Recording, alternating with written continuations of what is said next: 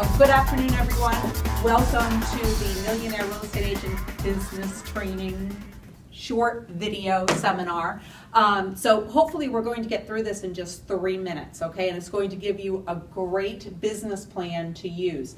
What I'd love for you all to do is just take out a piece of paper so that you can write down your own numbers, and maybe you want to just write this down as an example as we go along. All right, this is directly from the MREA, Millionaire Real Estate Agent Economic Model. So what we want to start with is your goal. What is your goal for your net income? Okay. For example purposes, we're going to use $200,000. All right. If your goal is lower or higher, just adjust it. Now, to be able to make $200,000, you have to gross more commission than that $200,000 because you're going to be paying your company money and you're going to have some business expenses. So you want to take your goal, your net income goal, whatever you wrote down for yourself, and add whatever you would be paying your company, okay? At Keller Williams, all the agents are in a 70% split. That 30% that's coming to the company, once that equals $33,000 in the year, they're done paying it for the rest of the year. So that means that they will never pay the company more than $33,000 in the year. So it's easy for us to just put that $33,000 in here for what you're going to pay the company. Now, obviously, if you don't get to that level, you don't owe it to the company or anything like that at the end of the year. It's just a cap through that 30% that you would ever pay the company. And then most people have some sort of royalty franchise fee that they're paying their company as well. At Keller Williams, it is capped at $3,000. So we're just going to put $3,000 here. You may, if you have, say, a 6% franchise fee at a company and that goes on forever, you would want to figure out on $200,000 what you are actually paying your company, because we want to make sure, again, that you're grossing what you need to be able to net that $200,000, okay? So 33 plus 3 plus, and I just estimated $4,000 in here for operating expenses. This is MA Pass, it's National Association of Realtors, it's MLS, it's any marketing that you do, it's any websites that you have, anything that you do in your business, your operating expenses, okay? So you want to add that in there too so that we make sure, again, that you're getting to that net. So all of that added up is $240,000 in gross closed commission income. So you need $240,000 to actually net the $200,000, okay, based upon that, what you're paying company here, and then the estimated operating expenses. So then you want to divide it between buyer sides and seller sides, all right? Some of you may wish to do 70% sellers and 30% buyers. Others, it may be 60-40, but for the purposes of this example, we're going to do 50% sellers, 50% buyers, okay? So dividing that 240 gross commission income between the two, so 50% here under sellers and 50% under buyers, we have $120,000 that we need to gross from revenue from the seller side, okay? Now, for the purposes of example only, obviously commissions are negotiable, but for just this example, we're going to use a 2.5% commission. So what we do to figure out what the volume is that you need to do to make $120,000 is we take that commission, the 2.5%, and we divide it into $120,000. So it would be $120,000 divided by 0.025, and that's going to give you the $4,800,000 in seller sold volume that you need. Then you need to take your average sale price, okay, and that's obviously going to be different for all of you as well. Don't forget, you might do condos and you might do $1 million properties. You need to take an average to figure this out. And I would always be on the conservative side just so that your numbers are a little bit higher so that you don't fall short of your goal.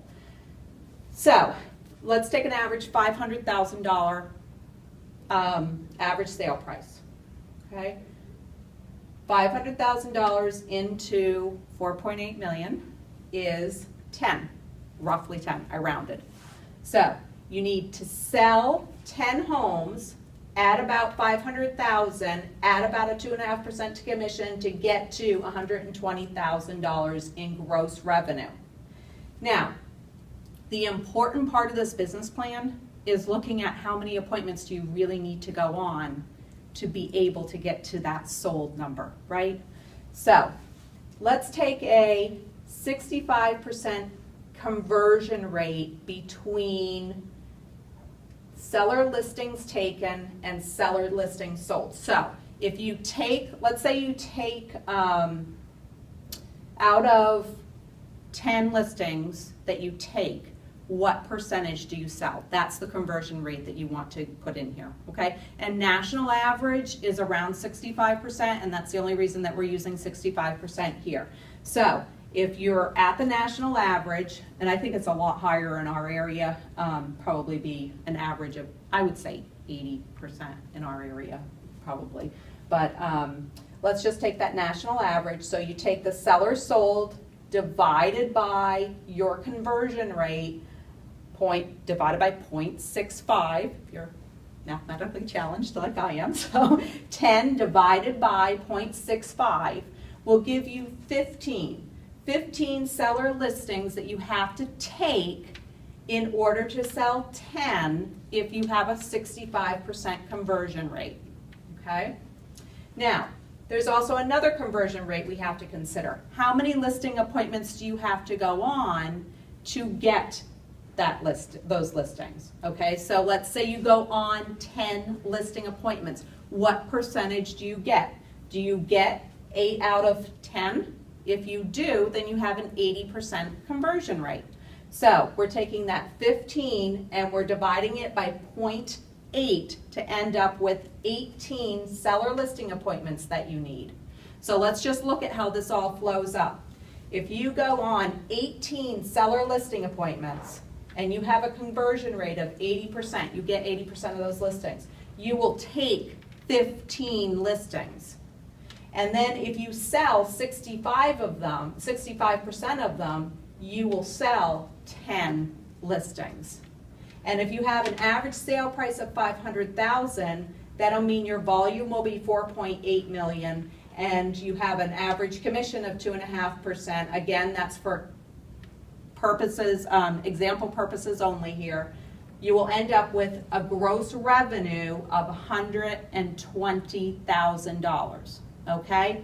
And then you would want to do that same thing on the buyer side to figure out how many buyer appointments you need to go on to be able to get up to that $120,000 level. And then if you keep your expenses in line, you're doing a budget and sticking to it, and then your cost of sales are correct, what you're paying your company, you should net the $200,000.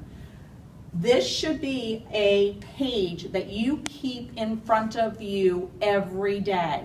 And you should be really looking every day at how many appointments did I go on every week. How many appointments did you go on? If you're meeting that 18 or roughly 1.5 per month, then you are most likely going to get to this goal.